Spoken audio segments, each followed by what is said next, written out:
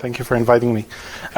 So my talk is going to revolve around the UCA scheme, which is a scheme I've been working on essentially since my PhD, been co-developed with our Rappaport. So basically the talk is going to be both about the representation scheme itself, and a bit about the resources that we have and the annotation. Then I'm going to move to parsing and spend a bit of time on applications, on what we've done so far in terms of applications. So let me start at the beginning. When people talk about semantic analysis in NLP, they might talk about several very different things. You know, some people, when they say semantics, might mean vector semantics, or knowledge bases, or logical forms, or as in our case, trees or DAGs built over the tokens of the sentence. Not only do people diverge in what formal mechanisms they use to represent semantics, but they also mean semantics in different ways. So we now have quite a few tree banks or graph banks, semantic graph banks, which are out there. Some of them have been compiled by people here. Others are the abstract meaning representation, broad coverage semantic dependencies, the Conningen meaning bank, are UCA, Universal Conceptual Cognitive Annotation, and there are many other more specific schemes, you know, covering semantic roles, temporal relations, spatial relations. So it's very much a topic which is on focus these days. It's important to note then that people do, when they say semantics, they do mean different things, and some of the questions or some of the puzzling, the puzzles that people who are trying to enter this field are facing exactly stem from the fact that when people talk about semantic representation, they might mean a representation that supports inference. They might mean a representation that's grounded in some extra linguistic system, right, such as the human-computer interaction. They might talk about the compositional structure of a sentence or a text, as much theoretical linguistics does. What we're referring to when we talk about semantic representation, at least for now, is the last one here. It's a representation which is invariant under meaning-preserving variation. Okay, so basically, what we aspire to is that if you have a semantic representation, then if you paraphrase the sentence or if you translate it very literally, things won't change much, right? So this, for instance, doesn't hold true for, I think, most structural schemes that people are using. For instance, take syntactic schemes. Okay, so if you have these two sentences, John showered and John took a shower, they would look under, say, dependency representation, syntactic dependencies, not too similar. John took my book would usually look very similar to John took a shower, at least according to common schemes. But the first two are very much semantically related. And for instance, if you translated the first two into Hebrew, you would get the same sentence, while the last one would get a transitive verb translation rather than an intransitive. So then syntactic schemes, and I'm trying to basically to answer a question that I'm always asked when I give this talk. You know, we've been working so much on syntactic representation schemes. Well, why are you trying to replace them? Well, I'm not trying to replace them, right? I'm basically, and I don't think that well, maybe some people working on this field try to, but I'm not trying to replace syntactic schemes. I'm basically just pointing out that there are different axes of categorization that you might apply. So a syntactic scheme would usually think that funding of the school and president of the United States are quite similar. Both are, say, possessive constructions. United States president is a compound, so that might be different. But then another axis of generalization might say, well, the second and the third are actually very similar. The first one isn't. So we're trying to abstract away from this variation. That's what I mean when I say abstracting away from formal variation. Right? So basically I'm saying syntactic structure is very useful, but distinctions are often underspecified by syntax, or syntax might just choose a different axis of generalization. We know that syntax differs across languages. We talked about that. Actually, we know thanks to Bonidor, among other people, we know about translation divergences. You know, syntax varies considerably across languages. We're trying to see if we can actually overcome this. And another motivation for perhaps shared by some of the schemes for semantic representation is the aspiration to make the scheme more accessible to non-expert annotators, right? So the rationale here would be that if you understand the sentence, maybe you can cast this understanding into some kind of formal representation without theorizing too much about the syntax. So maybe we can use non-expert linguists, non-expert annotators rather than expert linguists, and to do the annotation. So okay, so this is kind of just the general motivation for semantic representation. Talking more specifically about Yuka, Yuka is a scheme which is based, very broadly speaking, on 4 design principles. The first one I've talked about, abstracting away from formal variation. We'll return to this point repeatedly. The second is cross-linguistic applicability. And here I mean 2 things. One thing is that we're aspiring to use the same guidelines, the same set of categories and the same guidelines to annotate different languages. This is not at all a trivial requirement, right? I mean, universal dependencies spend considerable effort in trying to do that, but many other schemes don't have that characteristic. The second thing is this stability to translation. Accessibility to non-expert annotators. So basically, we're trying to come up with distinctions that don't need too much theory to understand. And the fourth one is modularity, which I'll talk about in a bit as well, basically trying to distinguish between different types of semantic distinctions. Much of the work is built, or I think much of the, at least the original work, is built on, builds on work by R.M.W. Dixon, who's a typologist, not a computational typologist by any extent of the word. He is a very well-known typologist who's written 3 wonderful books, which I highly recommend reading, which summarize what's called the basic linguistic theory. That's the name of the theory. It's basically a descriptive framework for building or for writing grammars of languages, right? So it's like a manual for the linguist who's about to go, say, to the Amazon or to Papua New Guinea and document a new language. Of course, he cares a lot about the same constructions or similar constructions in different languages being annotated in a consistent way. And he knows many more languages than we do, obviously. So. Okay, so when we talk about Yuka, just in order to have the formal terms, the representation is built over terminals. Then you have units, right? So the leaves are the terminal. You have units on top of them, each one representing a relation, which can be of several types. We'll see that. The edges are labeled. Some are labeled with relation type of edges, others with argument types. So they're slightly more fine-grained than that. It's not only relation edge and argument edge. We have some more specific labels. It's still fairly coarse-grained. We'll cover that, but edges are labeled. That's important to know. And we have layers, which basically account for this modular structure, for the fact that we're trying to distinguish between different types of distinctions. Each of them would be a separate layer. Almost all work that we've done so far has been on Yuka's what we call foundational layer, which focuses on predicate-argument relations and linkage between them. We try to make it maximally coarse-grained so it's still workable. I mean, we started with 3 categories, but that didn't turn out to be very workable. It was very confusing for annotators. It was even confusing for us. Then we extended it slightly, but we have 14.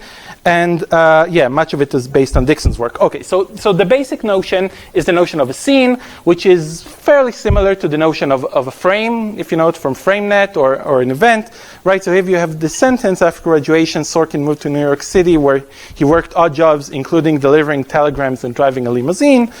Then you would have one scene which is centered around graduation, one around moving, one around working odd jobs, delivering telegrams, and driving a limousine. Okay, so that's kind of very high-level segmentation of the sentence. In general, by the way, the text don't have to be separate sentences. We usually annotate passages which consist of several paragraphs, usually. But for presentational reasons, Here it's just a sentence. Then inside these scenes, we have a main relation, much like a frame evoking element, if you know FrameNet, which is either a process, in this case graduation, or a state. We'll see that in a bit. We have participants, in this case Sorkin. I guess he's the one who graduated, so he is a participant. Sorkin moved to New York City. Now we have two participants, okay, to New York City and Sorkin, and we have moved, which is a process. We don't distinguish between semantic roles. This is a very thorny issue, as you probably know, and even thornier if you look at it from cross-linguistic perspective. So for the time being, we don't have semantic roles. We do have adverbials, accounting, say, for manner. In this case, Sorkin quickly moved to New York City. We have states, such as Sorkin stayed in New York City. They don't necessarily have to be verbs, of course. So we saw that graduation can be a process, even though it's a noun. In this case, even though it's a preposition, is the main relation. Right, so it's a state. And this is actually a characteristic that we try, as much as possible, we try to abstract away from part of speech tag distinctions. So, for instance, noun phrases, as I said, could be scenes, eventive or stative nouns. Nouns can also be, since it's a hierarchical scheme, they of course can also be a participant in one level, and then inside of it be internally analyzed. So I went to the game against Bayern, right, would be, there is one event, which is the going event, where went is the process, and you have another event, which is game. So they can certainly be participants in one level and scenes in another. Verbs can be adverbials, right? So if you have a spectual verb, such as began swimming, again, began would be an adverbial. It wouldn't be a subordinating verb as it might be if you're looking at syntactic scheme. Now, zooming in more and looking at the internal structure of the scene element, say of the internal structure of participants, then we have some notion which we call center, which is a notion of a semantic head, essentially. So his father, the center is father, and we call it elaborator or metal belt or wooden horse. We also have elaborators which are in themselves scenes, right? So broken glass, that would still be a type of glass. So glass would be the semantic head, broken would be the elaborator, but we'll have some internal structure accounting for the fact that broken in itself is a state as well, right? So it's a scene in its own right. Okay, another thing about the representation scheme is the identification of quantities. So again, here we try to abstract away from syntax. As you've noticed, this is a recurring theme. So 50 journalists, 50 would be a measure of quantity. Dozens of journalists, even though syntactically dozens is the head, still the center, the semantic head would be journalists, dozens would be quantity. And in some cases, we also allow two centers, two semantic heads, basically in cases where it doesn't seem to us to make too much sense to put one or the other, such as these topological elaborators, such as bottom of the sea or tip of the iceberg, stuff like that. Okay, so this was starting from the scene, zooming in. Now we're zooming out. We also have inter-scene relations, right? The scenes can be related to one another. Again, this is very coarse-grained. So the only ways that scenes can be related to one another is either that one scene can be a participant in another, such as went to the game, right? The game against Bayern, a scene, but this is again a participant in I went to the game. They can be elaborators, as in here, broken can serve as an elaborator, but can also be a scene in its own right. Then we have all the other stuff, which is temporal, purposive, logical, all kind of other types of linkage, which we just lump together into basically just two categories. So the only thing we do here is just mark the discourse relation if it exists. We call it a linker, and then we say what it applies to. So after links, the graduation scheme was the Sorkin moved to New York scene. where links, Sorkin moved to New York with the he worked odd job scenes, and so on. So that's, in a nutshell, the scheme.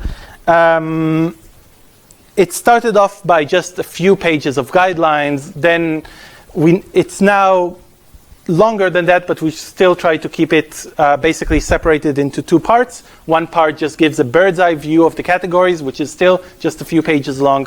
And then we have an inventory of different constructions, because it seems that we have to.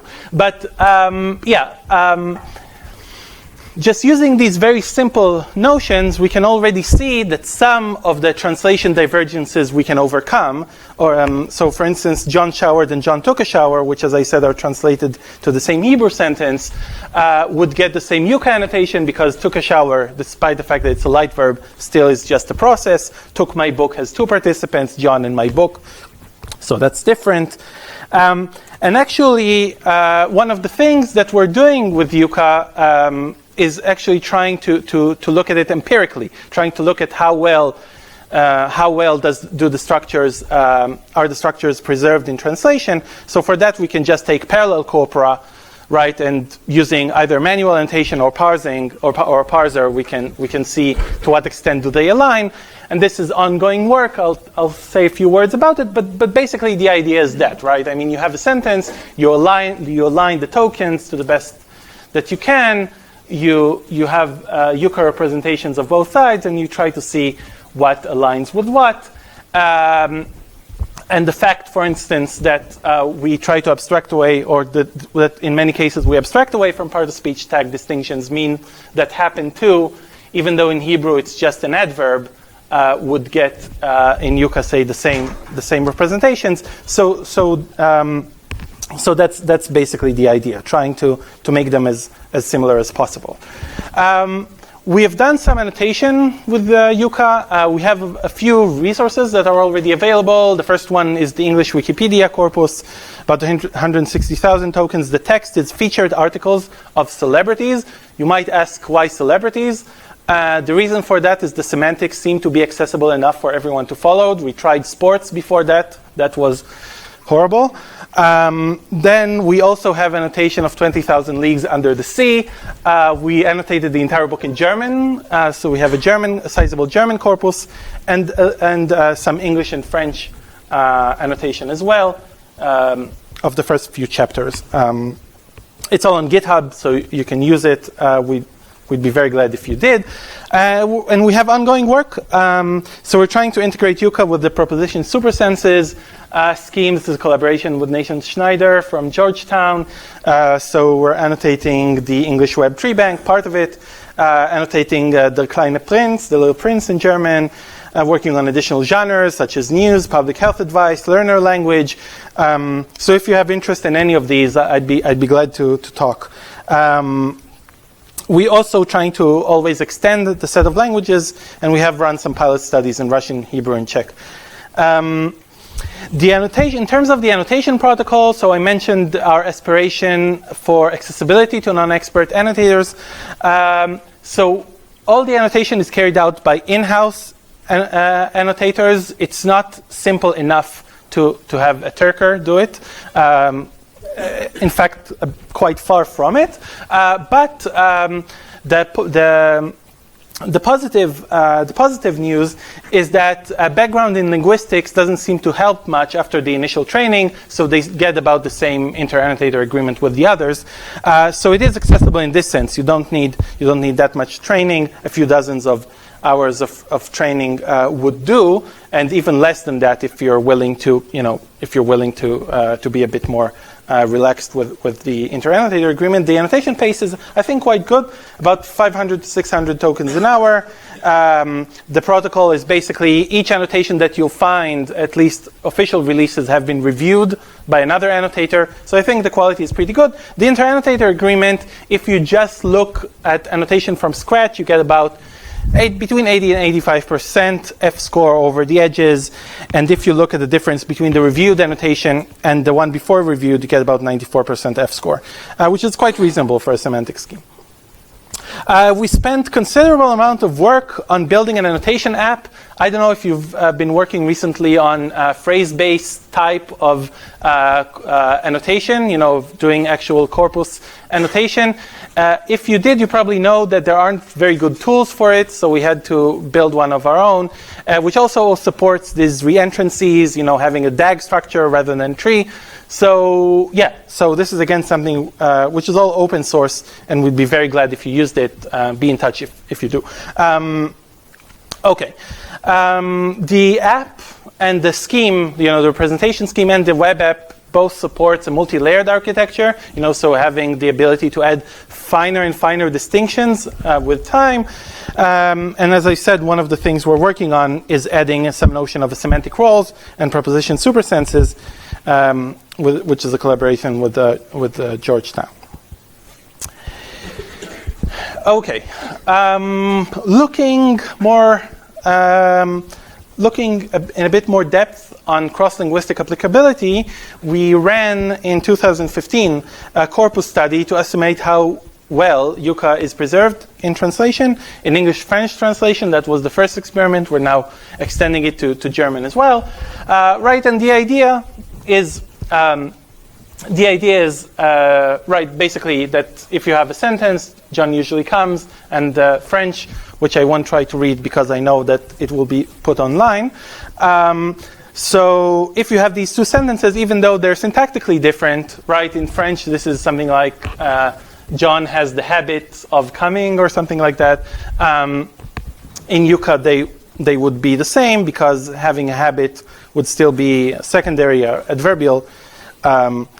And syntactic scheme would distinguish between these two cases. This is the intuition that we tried to quantify. We looked, for instance, at scene divergences. How many of the scenes in English or in French correspond to a scene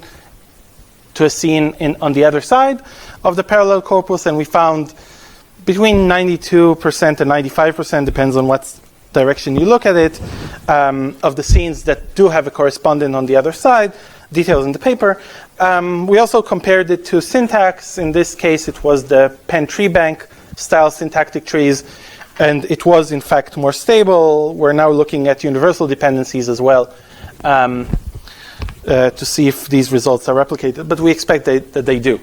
Still, not everything is sunny. There are some divergences that we don't know how to abstract away from, or at least it seems that it would require considerable work to also include them. So this is just an example from the corpus. Again, this is the 20,000 Leagues Under the Sea. So officers were probing the increasing gloom with their night glasses. In French, this is something like the officers armed with night glasses. I hope I'm translating it well, but I think this is what I've been told. Armed with night glasses were probing the increasing gloom or something like that. These sentences mean roughly the same thing. You might say that there's an inference there because they might just be armed with night glasses. They have them, but even though they were probing the increasing gloom, they never bothered using them. Who knows, right? I think that most people reading this sentence would probably think that they're quite similar. We don't get this inference, right? They would look dissimilar in UCA because with their night glass would just be a participant or an instrument or whatever in the single scene of the first sentence. The probing scene and the second one would have would have the probing scene as well as the being armed with scene. So this is just one example. Okay. So that was kind of a brief tour through the UCA representation scheme. Yes? Yeah.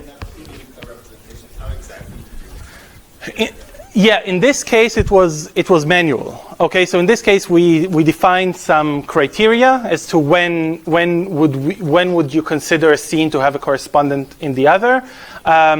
So it's written in the paper, but basically, I think that what you needed for that is to have the main relation, which is so basically we defined several different measures of correspondence. One of them would be the scene correspondence. For that we only required that the main relation is preserved. So, it might drop one of the arguments, but then we had another measure which also looked at how many of the participants are retained and so on. But this was just manual work. So we haven't done, now, since we're trying to do that on a bigger scale, we're trying to use alignment, automatic alignment models, but I guess, with all the noise that they would introduce into this process.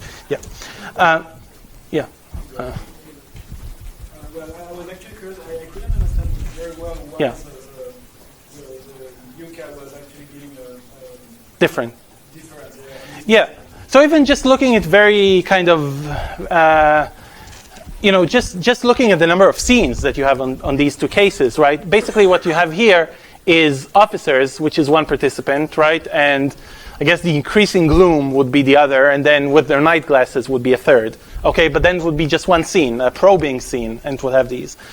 Just out of curiosity, is there also an increasing scene? Yes. So basically, that would be a case where we would mark it gloom as the semantic head. I guess.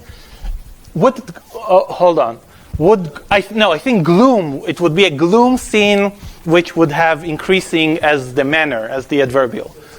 Gloom would be the center. No, so it would be a scene. So it would be a scene. Sorry. So basically you would have the gloom as the, I guess, a state or a process. I mean, this is a distinction we've never known how to make very well, but it would be the main relation, and increasing would be the adverbial. Okay, but I'm sorry, you were answering Lucas's question. Yes. So that was right. So you have one scene here, but you have two here. I think that again. I mean, it's up to the annotator, right? But the guidelines the guidelines do not say anything about linking with the instrument with the instrument with the subject, if you will, or with the agent. So I don't. The annotator could link them in some. The annotator is free to build whatever structure she wants, but but they just won't do it, right? I'm different in the language, but here one of the problems is like in the English sentence, the possession of the glasses is implicit. The what? Sorry. The possession of the glasses by the official is actually implicit. Whereas in French, obviously it's a state. Yeah, you're right. So you might say that these are not literal translate, if that's what you mean. You might say that. And we're trying. This is again something we haven't tried to separate. It's definitely in the background. How? So there's some funny cases. But you're right. Some of these things could be ascribed not to deficiencies of UCCA, but to some kind of more liberal translation style. This is certainly true in Bellettre, maybe even more than in some other genres. We don't know how to separate between them for now. It would be pretty difficult, right? Because some things are possible in different languages. They just sound a bit weird, and you don't want to use them. And other things are just. Some things are clear cut. Just maybe a nice anecdote. It seems that when we looked at the French, I think it was the French-German.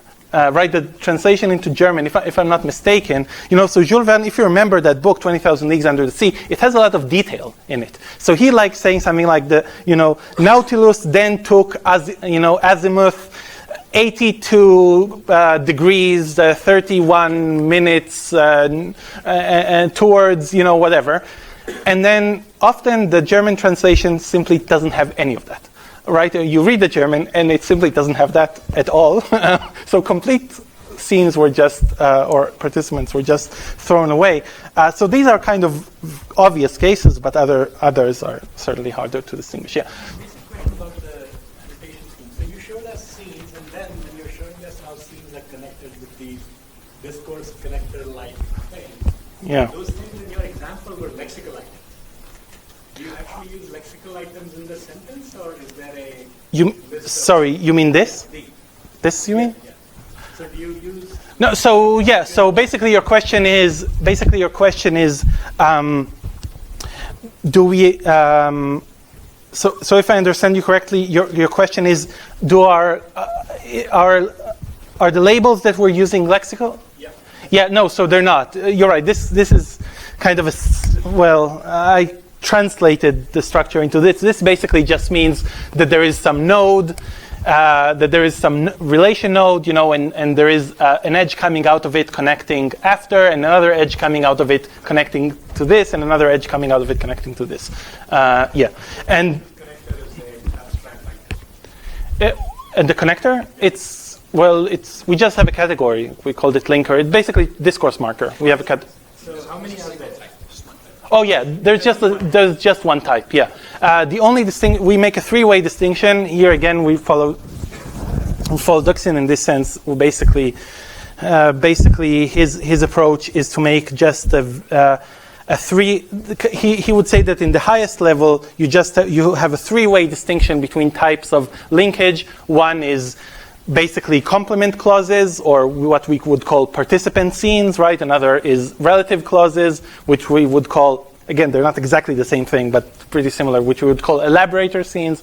And the third one is horizontal linkage, or, basically just this, when they're on the same level. And do these go across sentences? Yeah. So we for UI purposes, we don't feed the app with the entire book all at once, because also annotators like getting a feeling of that they got something done. But we split it into something like paragraphs or several paragraphs. Yeah. So when after graduation and before graduation, it's all the same. You get annotation. Yeah. It's very underspecified in this sense, right? It's very coarse-grained. Where, for instance, we won't advise anyone to generate from this. You'd end up with nothing. But the idea is that to still get something informative enough to be useful. And I'll talk a bit about the applications that we have so far at the end. Okay. Good. So parsing. Right. So when we started thinking about how to parse this, we just noted that we were hoping that we can just take an off-the-shelf something and have that as a nice baseline. But what we found out is that just simply none of the parsers that we found could support these three properties. I mean, each one in separation is supported, but not the three of them. One is non-terminal nodes. What I mean to say that it's not a bilexical scheme, but rather kind of, if you will, a phrase-based style scheme.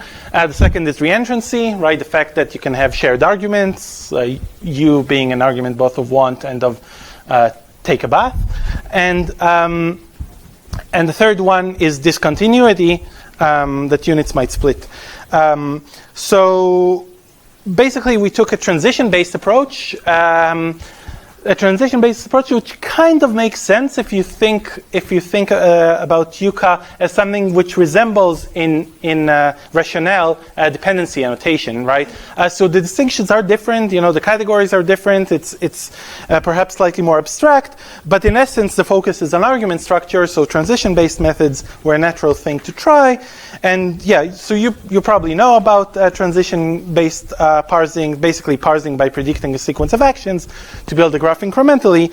And then in order to support, right, so basically what you have is you have a stack and you have a buffer, and then beginning all the words are in the buffer, and the stack is empty, and the graph is empty. Maybe you just have a root node, and right, and then you have actions. You have to select at each point what action to perform, and you need all the regular stuff like right edge, left edge, shift, reduce, things like that. But you also need things to support discontinuity, and here again we kind of piece together things that people have implemented in different parsers. For instance, if you want discontinuity, you need some kind of swap operation, right? To swap nodes and put the lower one back into the buffer, so you can later on. Oh, sorry. Yeah, so you can later on build a discontiguous unit out of it. But I won't go into too much detail about that. You can find everything in the paper. yeah, but basically, right, the idea is just your standard transition-based parsing idea. You have an oracle, right? Given the gold standard annotation, you have an oracle. The oracle, it's a static oracle in this case, just gives you a sequence of actions that result in the UCCA annotation, and then you can build a learner that given a sentence learns this sequence of actions.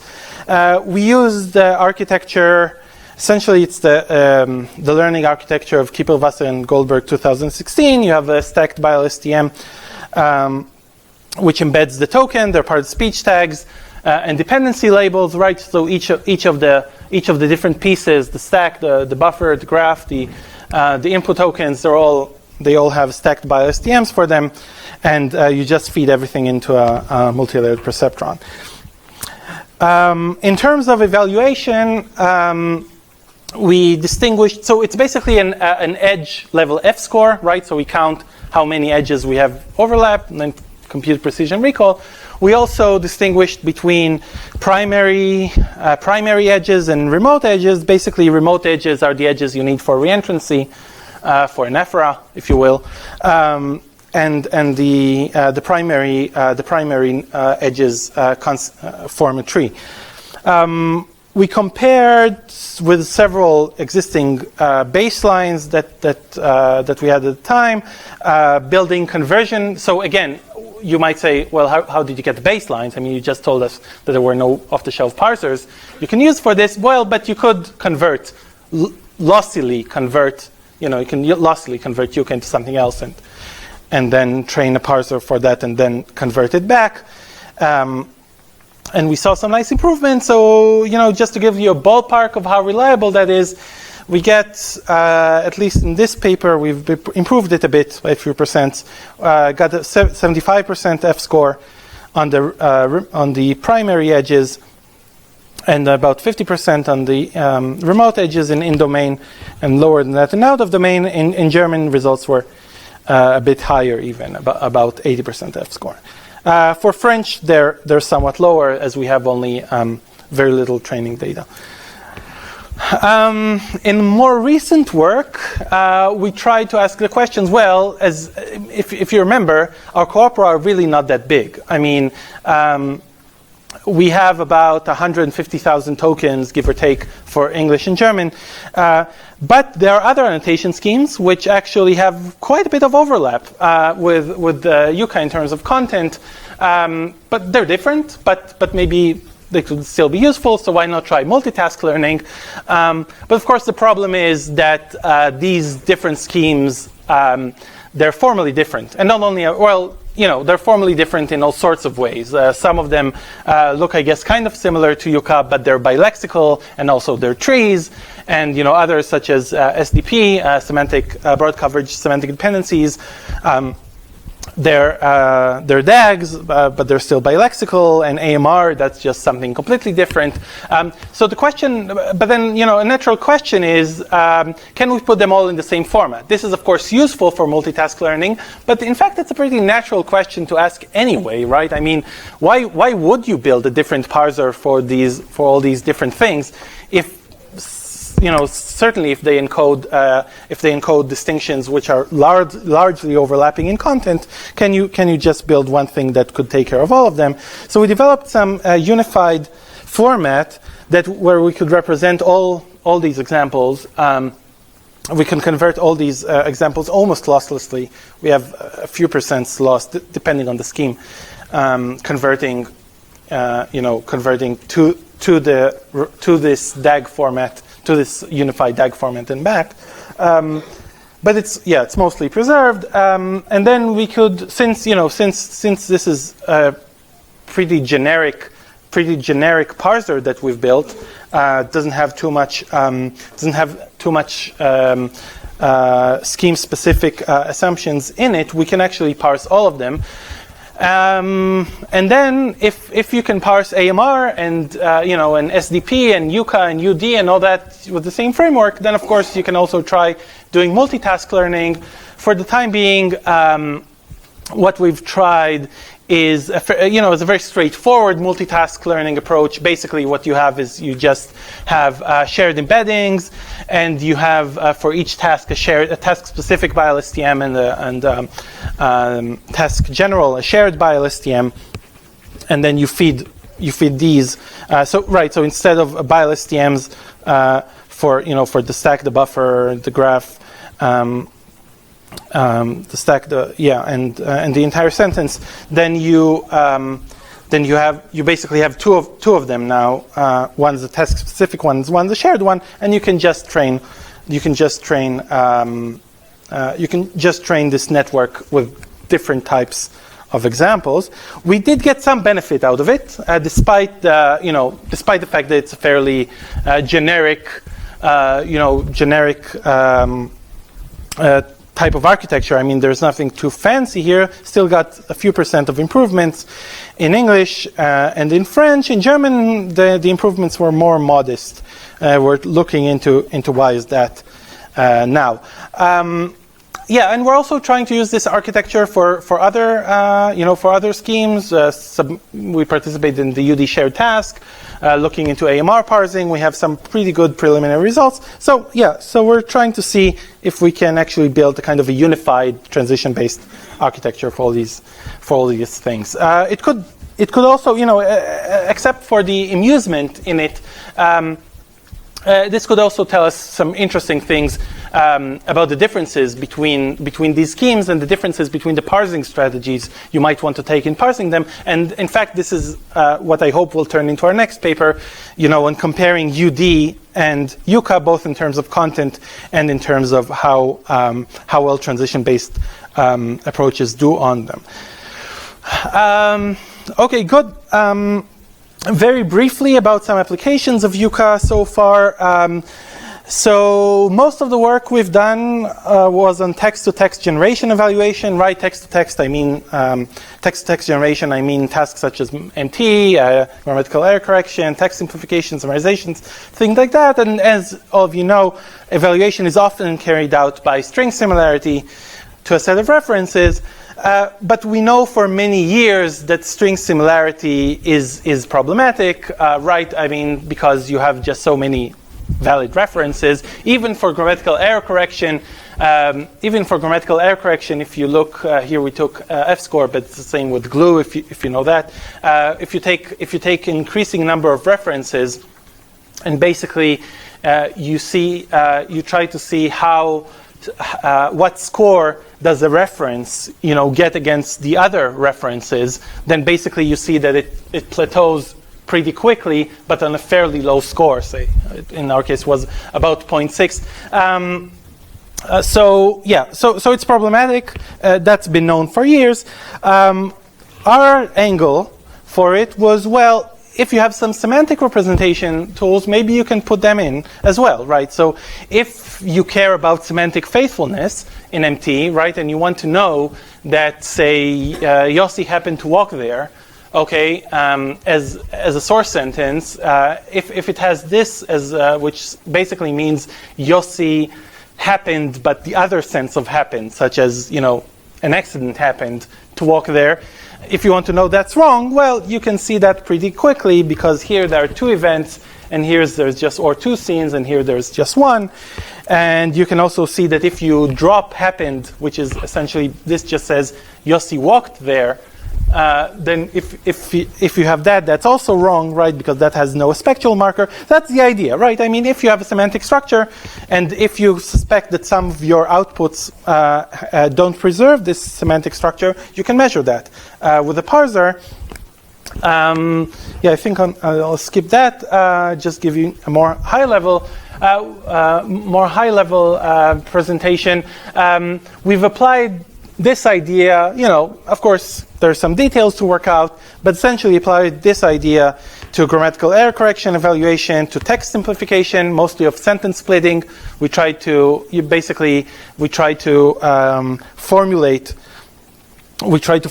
a measure which distinguishes between valid splitting and non-valid splitting of of the source sentence.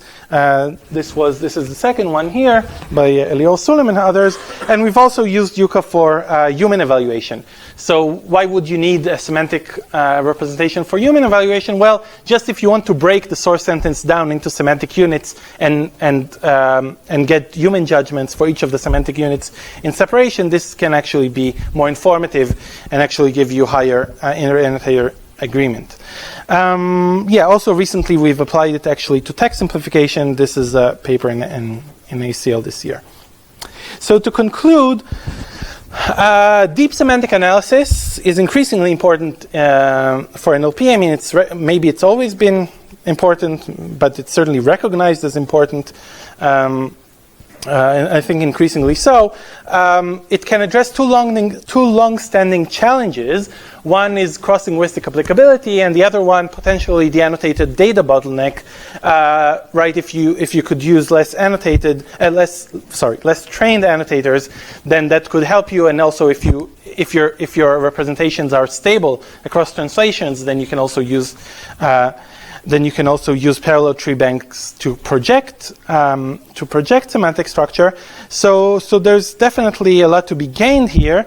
I presented the Yucca approach, which abstracts away from much syntactic variation, demonstrates applicability to a number of languages. It's accessible to non-expert annotators in the sense that you don't need linguists to annotate it, just in-house annotators, which don't have background in any of this. I talked a bit about transition-based parsing. With the parser we have called Tupa in 3 languages, and a bit about multitask learning. In ongoing work, we're looking into refining Yucca, into trying to get more out of multitask learning. I think even if you just look at the sizes of the annotated data sets, I think that there's clearly more you could get maybe from a less generic framework for multitask learning for semantic parsing. And looking into meaning preservation to guide neural MT systems, so not only for evaluation, also for actually biasing the NMT systems to generate semantically faithful translations, as is often not the case. So we have a shared task this year. I'll take this opportunity to invite you to take part in it. We have converters from all different kinds of formats, from several different types of formats. So if you have a parser for AMR or SDP or UD, or you could, why not just apply this to our data and submit your results? That could be interesting for you. Would definitely be appreciated by us. So do consider doing that. All our resources are online and they're free, and we're very welcome to use them. So just want to thank my main collaborators, Ari Rappaport, Leshem Choshen, who's been working on grammatical error correction. Evaluation is now working on putting semantic biases into neural MT. Daniel Hershkovitz, who's been working on the parser, who's developed the parser, the Tupa parser. And Elior Suleiman, who's been working on the corpus studies and more recently on text simplification. And thank you, of course, for your attention.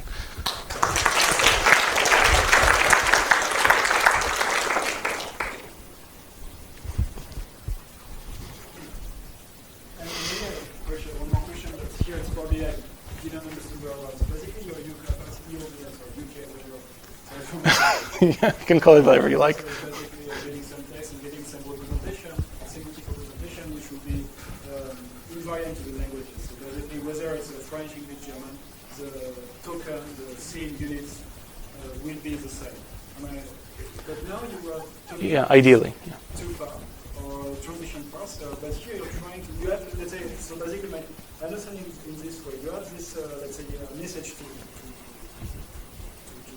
right, and you have this semantic representation, and now you're trying to generate text out of this representation. Am I right? You mean in the ongoing work, or? It was about these two transition parser. So that's just a monolingual parser. We don't. That's not the or maybe I misunderstood you. No, this is just a transition-based parser which works monolingually, at least so far. I mean, you could,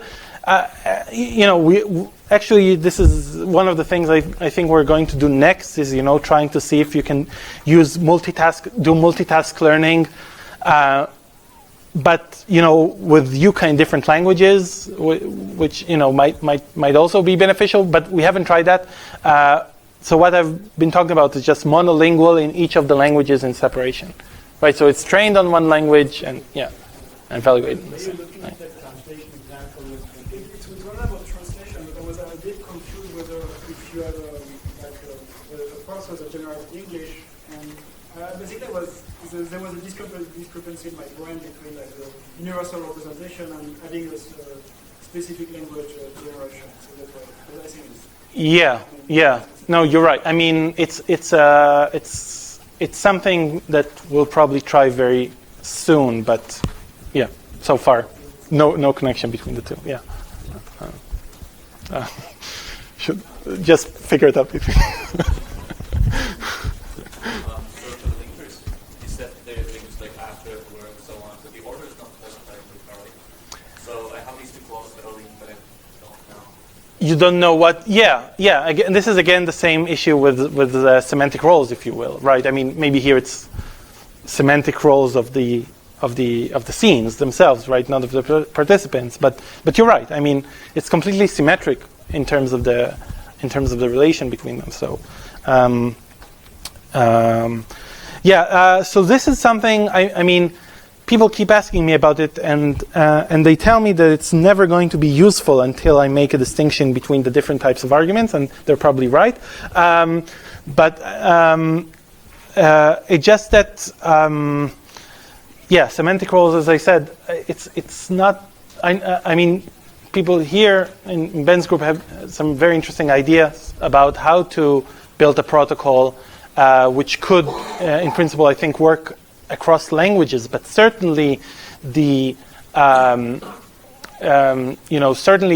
has been an issue of ongoing discussion in both, I think, in the linguistic and the NLP literature about how to annotate semantic roles, right? How to build inventories. In our case, they would have to be non-lexical, so that even makes it harder, right? So I think no one's been very happy with with either of the proposals for doing that at the moment. So we just tried, to stay away from this and see how much we can get.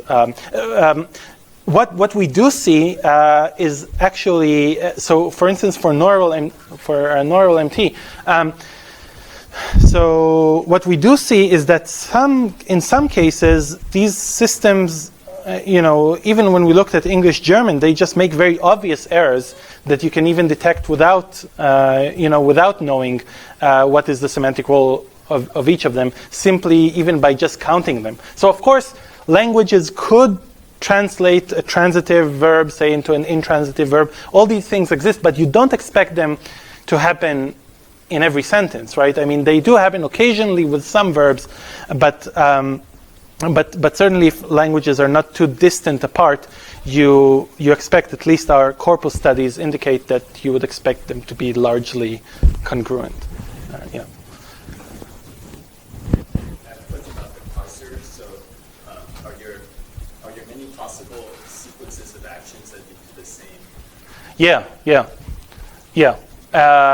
And what do we do about it? Nothing. That's a good question. So our Oracle only, for the time being, it only gives you one sequence of actions that that leads from the current graph that you've built to the gold graph, or if no such path is possible, then one which minimizes the number of edges which are in mismatch with the gold standard graph. But that's it. I think, experience in parsing tells us that having dynamic Oracle or having beam search even could get us some benefit, but we haven't implemented it yet. Yeah. Oh, yeah.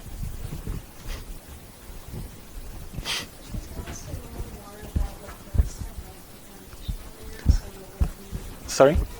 So you said you have to do multiple layers of Yeah, so I don't have too much to show, unfortunately. I mean, what we've worked on so far is mostly, well, except for the foundation layer, which has been by far the one that we've looked at the most, has just been this collaboration with Georgetown, which focuses on semantic roles and preposition supersenses. We did try some very initial stuff on other things. We just never made them to work. So one of the things which are clearly very important, certainly if you take a cross-linguistic view, is things like information structural distinctions, right? Topic and comment and things like that. But we simply don't know how to. We tried to toss some ideas around, but we don't know how to build a workable annotation scheme that. Yeah. So of separating between different types of distinctions. Yeah. So there are several motivations. One motivation is that at least so far it has seemed that it helps annotation in the sense that if you know that you're now annotating, say, argument structure, so you're focused, say, on each word, you're asking, okay, is this word evoking a scene? Say it is. Okay, if it isn't, does it have a semantic head? Okay, yes or no. Is it a linker? Yes or no.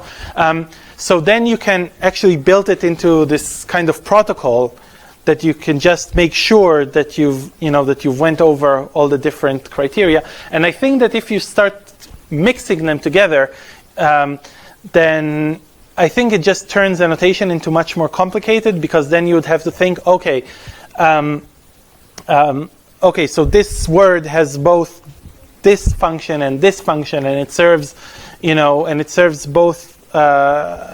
Say it serves both as a linker, and it has this other property, and so on and so forth, which seem to us to be just making things harder. The other thing, which I think you see if you follow the AMR literature, for instance, which is a clear example of a scheme which doesn't separate, or doesn't have a kind of at least an explicit distinction between different types of semantic distinctions, right? So they have the anaphora, the kind of the anaphora resolution, and the argument structure, and word sense disambiguation, and temporal expression normalization, and all sorts of stuff they have in there. Then people have recently started to do some pre-processing of the corpora, of the AMR corpora, in order to actually insert that information in, because it's really very different, often very different prediction problems. And well, you might find a system that works well for all these types of phenomena, but it's actually not very clear that you will. So we thought that could be. That could be, and of course modularity. If you just look at it from a very kind of system development point of view, we know that it's useful. You can take some part out, replace it with some other part. So.